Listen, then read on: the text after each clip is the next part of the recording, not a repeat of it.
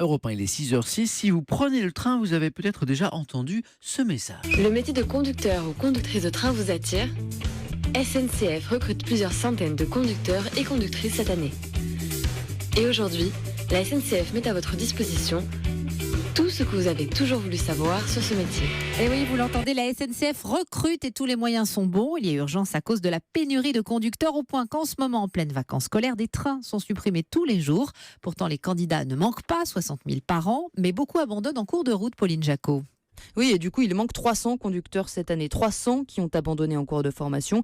La SNCF veut donc recruter par de nouveaux moyens, par ses annonces aux passagers dans les trains, par une plateforme internet pour séduire les jeunes. L'an dernier, c'est un apprenti conducteur sur 3 qui a quitté la formation, d'abord à cause des horaires. Il faut souvent travailler la nuit, le week-end, les jours fériés, et ça en décourage beaucoup.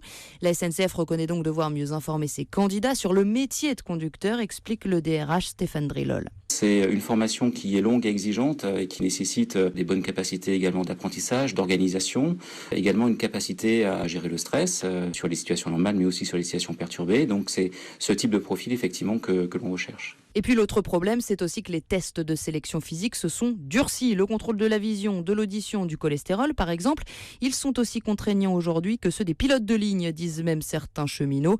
Selon les syndicats, chaque année, il y a aussi des centaines de candidats qui aimeraient bien mais qui ne peuvent pas postuler à cause des traces de stupéfiants trouvées lors des contrôles.